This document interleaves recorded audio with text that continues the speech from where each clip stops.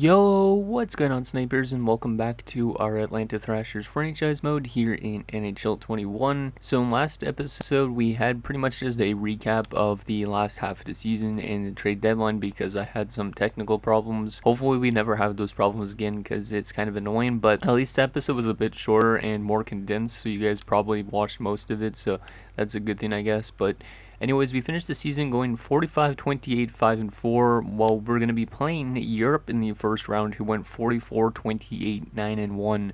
Now, despite us having home ice, I feel like we're going to take a step back this year, and we might end up losing this round because Europe is actually a very good team, like throughout all their lines, but there is a chance that we could still beat them. I will show you guys their lineup again going into this round. The main problem I think about for us going up against this team is the fact that they have a very good center depth, which we don't really have yet, I would say. As you can see, like, they have Steen, Yashin, and Heatley. Heatley's still a good player. Steen's been playing pretty solid, like 60 points this season. Yashin had like 70 something, I think, this year.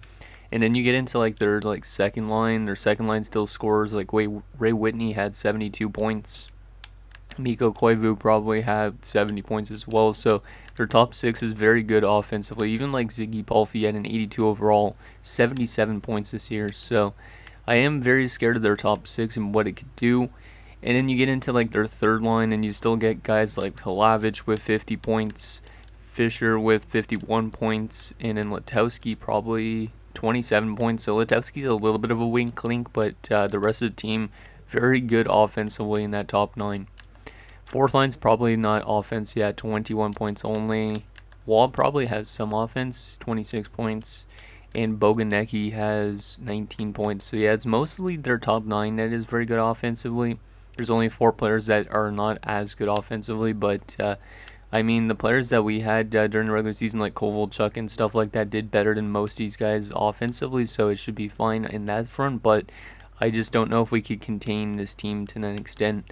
And then defensively, they had Pitkinen and Zelichki, which is a pretty good defensive pairing. Zelichki is very solid defensively and puts up some assists, and he also could score goals.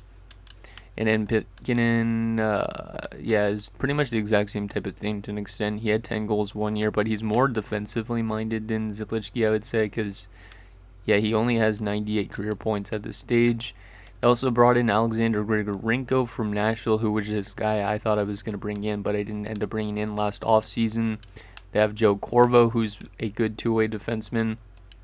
And then on their top six, they have Matthew Biron, who had 10 points during the regular season, and Lee Ackers, who had 9 points and is a plus 16. So they're a good defensive team, and they're a good offensive team to an extent too.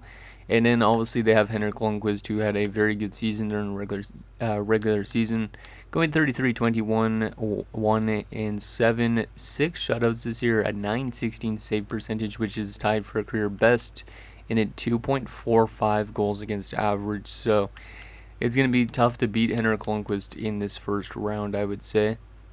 He is 28 now. He's probably still looking for his first Stanley Cup because I believe Europe might have lost in 7 games like back last season, was it, or 2 seasons ago. And then Kari Lehtinen is their backup, so they do have a decent backup option, and they also have some decent depth forward options if there is any injuries, like Semin, who had 1 goal in 5 games, Mikhail Samuelsson, who had no points in 1 game, and Alish Kolik, who had 2 goals in 5 games. So yeah, this is going to be probably a pretty tough round nonetheless, but we do have one comment to go over before we get into this first round of the playoffs, and that is from HawksFan88. He says, good to see the team pick it up and start winning games, and awesome to see a 100-point season from Kovalchuk and a 40-goal season from Malkin. Also good to see Ovi is starting to actually play like Ovi. And he says he's also a little disappointed that Crosby hasn't really shown up yet, which, let's take a look at Sidney Crosby, actually, because we actually haven't taken a look at any players really other than our team for the most part. So Sidney Crosby's up to 96 overall. He's only 22, playing with Jerome McGinley, and he's starting to get a little bit better, looks like, but he is off to a little bit of a slow start. 61 points, 65 points, 76, 91 last year, and then this season he had 80 points. So he's starting to get better, looks like, but he's not putting up those high franchise numbers that I expected him to, especially next to somebody like Jerome McGinley.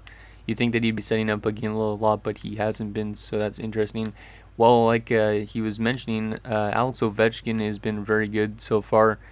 He has 2 Richards now, I think, in this, because he tied this season in 2026-27 with 2 other players. But this season in 27-28, he won it himself with 54 goals. So, yeah, that's pretty interesting. Okay, but anyways, let's get into this first round matchup against Europe and see if we could beat them. This, like I said, is going to be a tough task. Hopefully we could use this home ice to our advantage. I did ask you guys about maybe suggesting like some new changes to our special teams, because their special teams were horrible during the regular season, but we're going to leave them the way they were for the playoffs, because sometimes they flip and they become really good in the postseason. So hopefully that is the case today. Okay, let's get into game number 1 in Atlanta. And in the series, we'll shift all the way to Europe, which I think I made their arena in Sweden, if I'm not mistaken.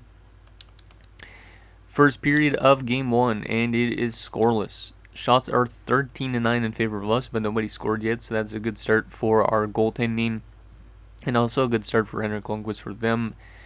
So yeah, pretty even first period for the most part. A little bit more shots for us, but let's see if we can start converting on our chances.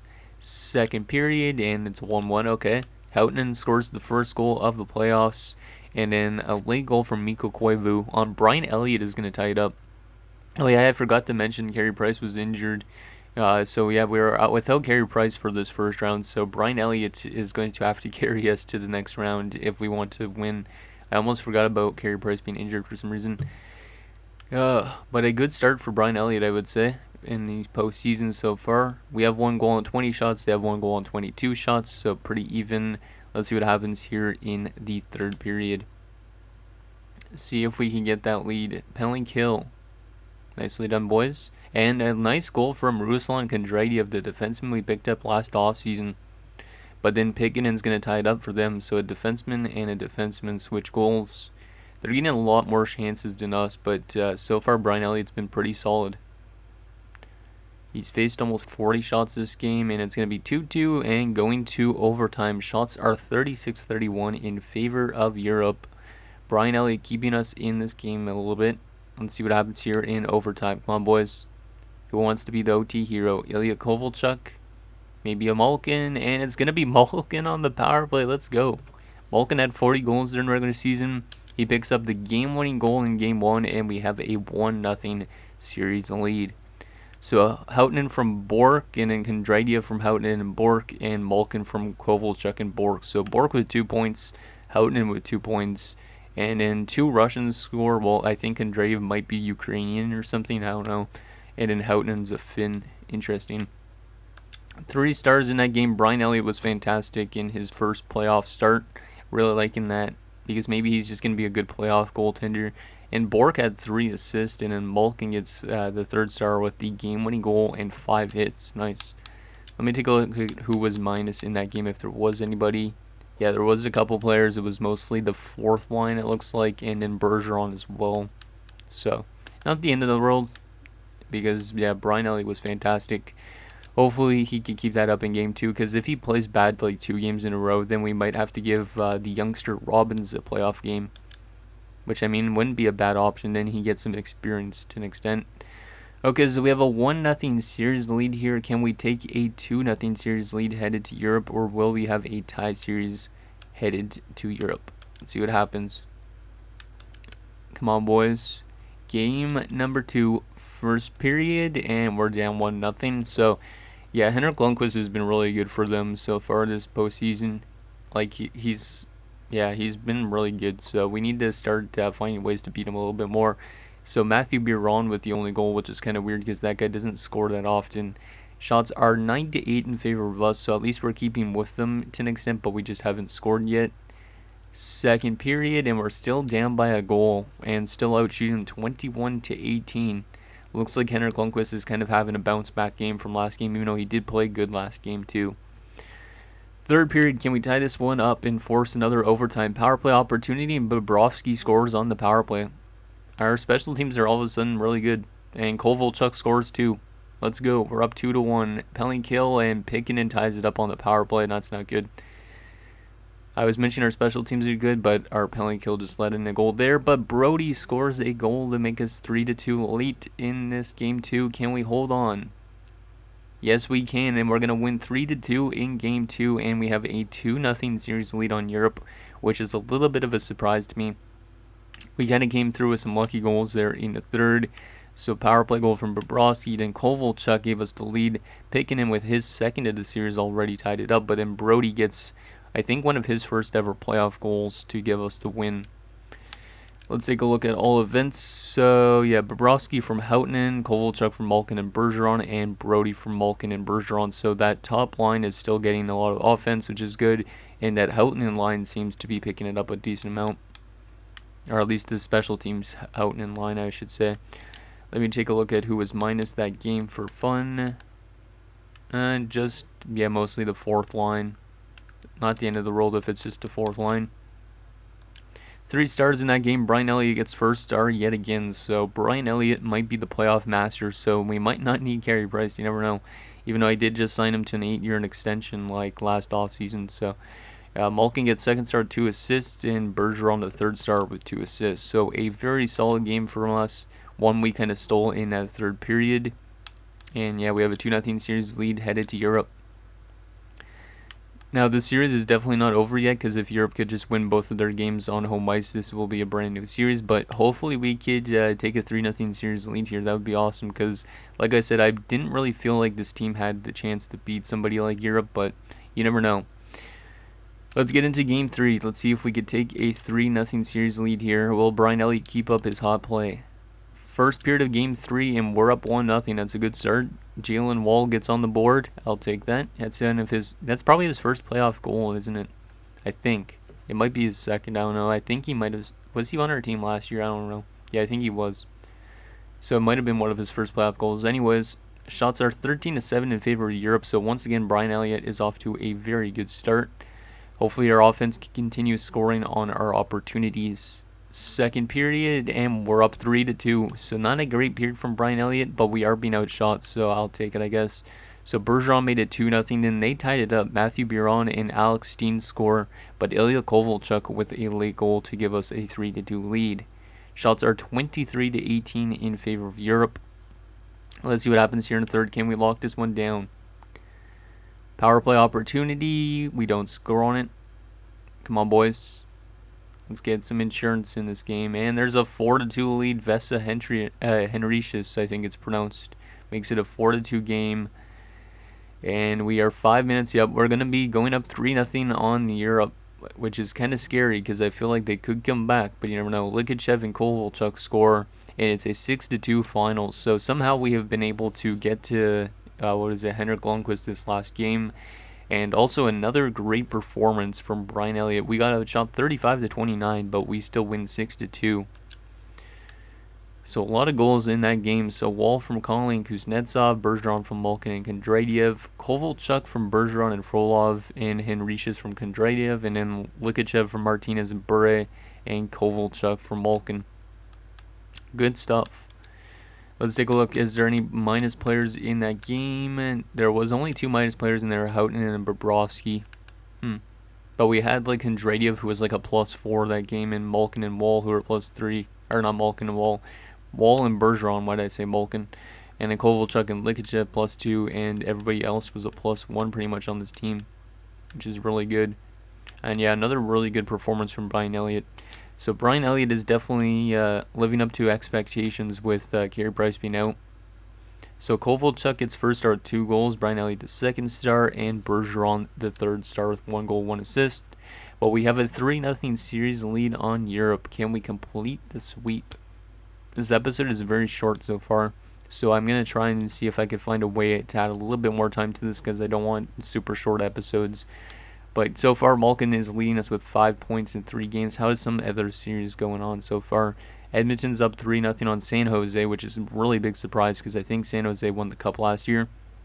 They might be still without Marc-Andre Fleury, though, so it might make sense. Vancouver is up 2-1 on Calgary. Minnesota's up 3-0 on Nashville. Detroit's up 2-1 on Dallas. And then in the East, Tampa's up 3-0 on Montreal. Buffalo's up 2-1 on Boston. And Philly's up 2-1 on Carolina. Interesting. Let me take a look at the injury report, because I want to see if Marc-Andre Fleury is still injured as well. But Carey Price's injury is a broken ankle. Hopefully he's not injury prone like that for his entire career. So we're going to Marc-Andre Fleury, who's in San Jose. Yeah, he's still out with a bruised hip. So they're still running with, Nabokov. And then also Verbata has post-concussion syndrome. Jeez. Dan Boyle's out with a concussion as well for Tampa Bay, but they're still winning. Marty Turco's injured. Nolan Pratt. Interesting. Let's get into this game 4 and see if we can complete the sweep. Will we be able to sweep a team that I didn't think we were going to be able to, because they finished a little bit lower than us in the standings? And will we move on to the second round for back-to-back seasons? Let's see what happens. First period, and it's 1-1. Okay, I'll take it. So Zelichky scored a very early goal on Brian Elliott, which is kind of a surprise with the way that Brian Elliott's been playing. But Bergeron's going to answer with 8:50 left in the period.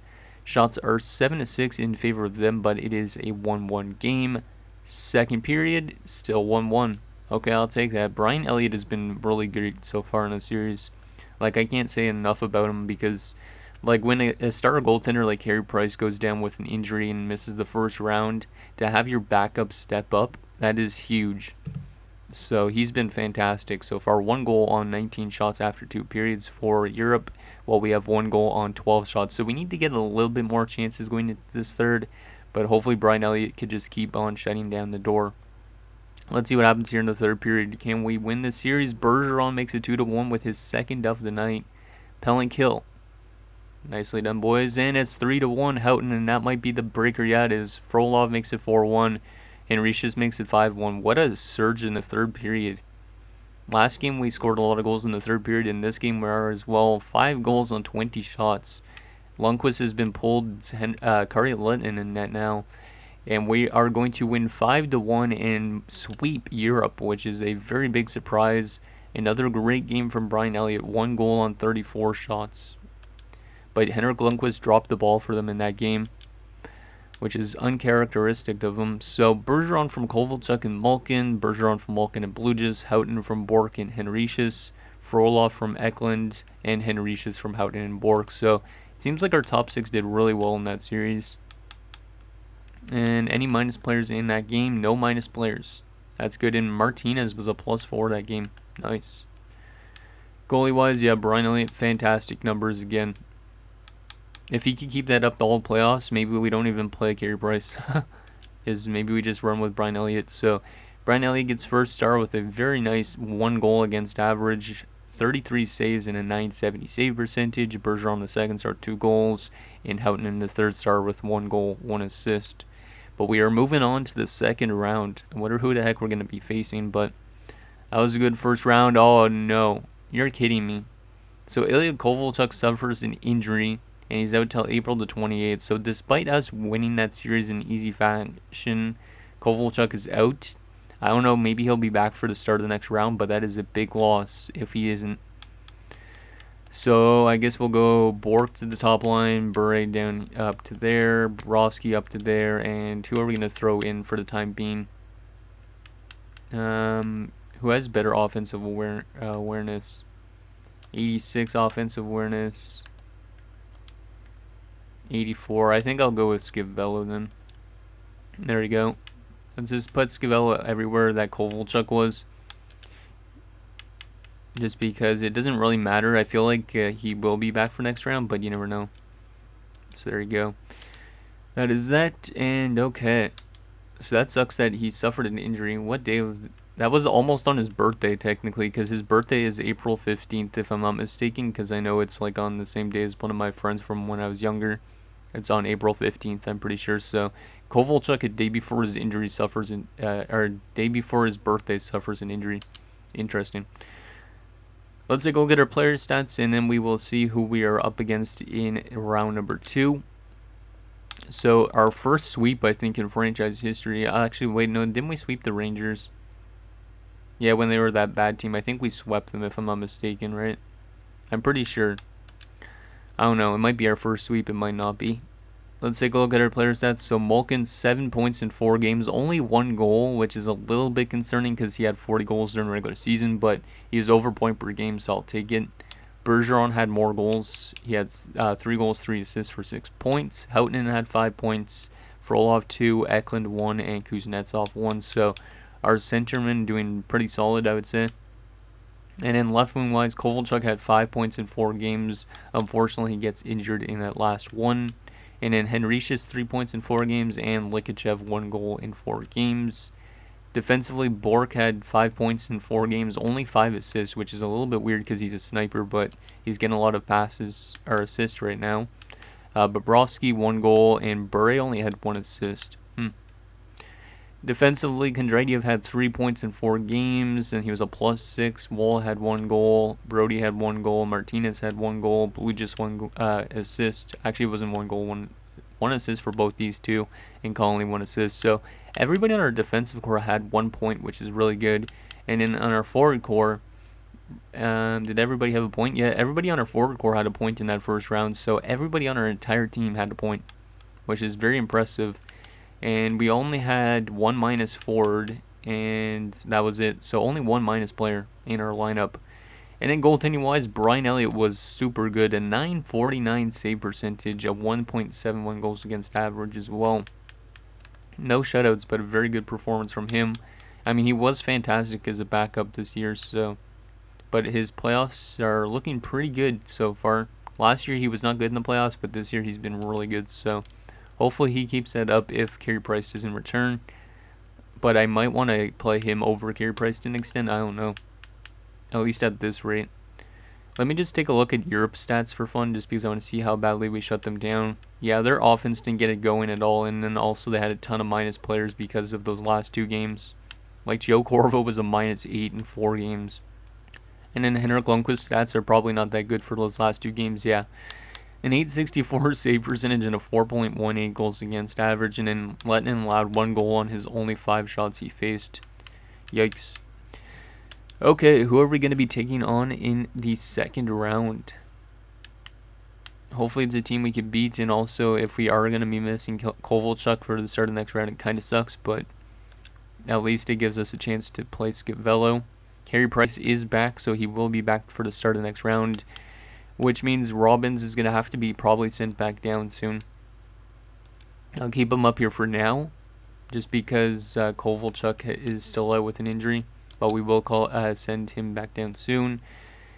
Kovalchuk is probably, he's going to miss the first few games in the next round, as we're going to take on Philadelphia, who had a pretty weird record, 38, 31, 10, and 3. Let's him to game 1 already.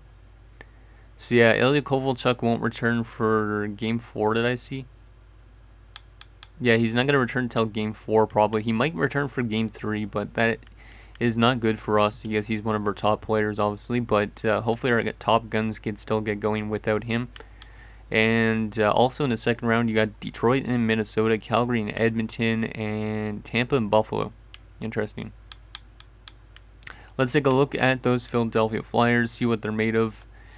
They had a little bit of a weird record during the regular season, so they might be a little bit of a cheese team, and to an extent. Yeah, their bottom 6 is a little weird. Okay. So they have David Legwand, who is an 86 overall. He put up 87 points this year, which is kind of surprising to me. He's playing alongside Nicholas Steve, so that's maybe why. Former 3rd overall pick. This guy had 72 points this year. And then they also have Miroslav Shatan at 36 years of age, put up 75 points. So, interesting top line there.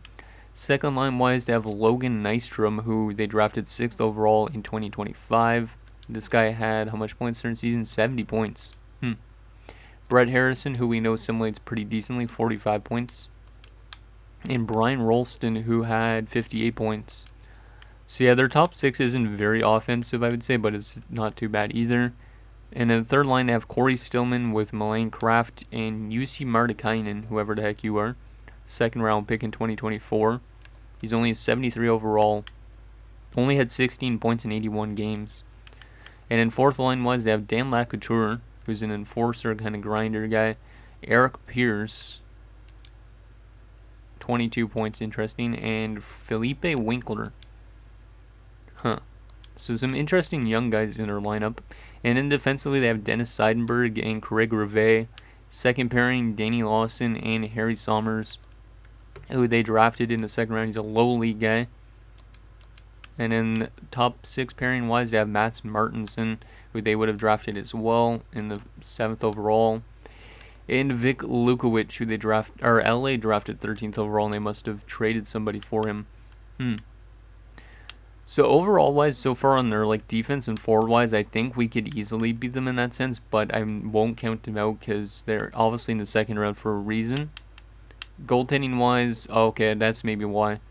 They're running Tuukka Rask and Yaroslav Halak. That's actually really funny that they're running both these guys since both of them play for the Boston Bruins currently, right? And yeah, Tuukka Rask is a pretty solid goalie. Not fabulous numbers in a regular season, but this is his first ever playoffs, and he's doing really good so far. So we need to score on Tuukka Rask. And then Yaroslav Halak as backup has been pretty solid for the most part. He's never played a playoff game. And depth-wise, they have Sven Almquist, who's another pick that they must have traded for, Patrick Traverse, and Colin Quint. Why did I say Colin? Yeah, he was a 28th overall pick. I think we could beat this team, but I'm not going to count them out because obviously Steves is a pretty good player. But yeah, hopefully we can still win some games without Ilya Kovalchuk. Let's take a look at how they did during the regular season, and we'll also take a look at how they did during the playoffs, just because I'm kind of curious on if we could actually beat them or not. So regular season wise, where did they finish in the standings? They finished below us with 89 points. So we finished 10 points above them. We had only 4 more goals than they did, so they actually were almost as good offensively. And they allowed a little bit less, so they're a little bit better defensively than us, which is a little bit of a weird thing to see because their record was so weird.